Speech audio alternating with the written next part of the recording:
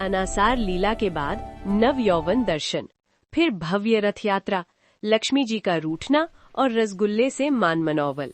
आखिर क्या है इस दिव्य लीला का रहस्य? जानने के लिए वीडियो अंत तक जरूर देखें।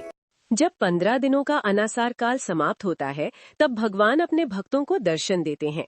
इस पावन दिन को नव यौवन दर्शन या नव यौवन दर्शन कहा जाता है। ये दिन रथ यात्रा से ठीक एक दिन पहले आषाढ़ माह की अमावस्या को मनाया जाता है।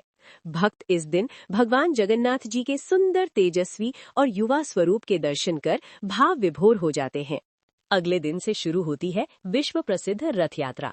ये उत्सव आषाढ़ महीने के शुक्ल पक्ष की द्वितीया तिथि को मनाया जाता है। रथ यात्रा के दिन एक अत्यंत महत्वपूर्ण रस्म होती है, जिसे छेर पहरा कहा जाता है। इस रस्म में पुरी के गजपति राजा स्वयं सोने की झाड़ू से रथ को साफ करते हैं। इस दिन को गुंडीचा यात्रा, 9 दिना यात्रा या रथ महोत्सव भी कहा जाता है।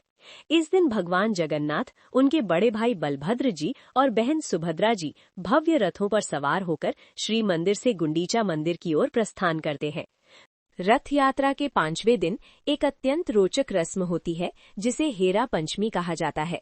जब भगवान जगन्नाथ लक्ष्मी जी को अकेला छोड़कर अपने भाई और बहन के साथ गुंडीचा मंदिर चले जाते हैं, तब माता लक्ष्मी उनसे नाराज हो जाती हैं।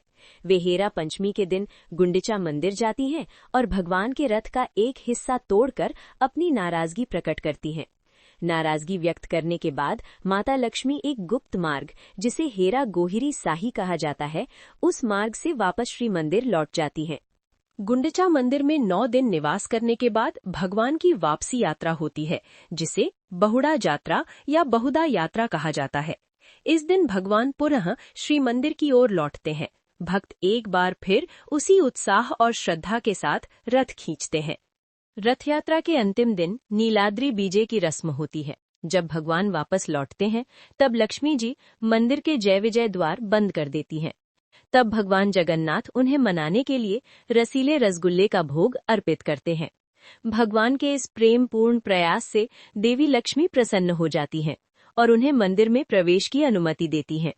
इसके बाद दिव्य मूर्तियों को पुनः गर्भगृह में स्थापित किया जाता है। इसी के साथ रथ यात्रा का ये भव्य और दिव्य उत्सव संपन्न होता है। ये केवल एक धार्मिक उत्सव नहीं, बल्कि प्रेम, भक्ति, समानता और मानवीय भावनाओं से जुड़ी एक जीवंत परंपरा है। बोलो जगन्नाथ भगवान की जय।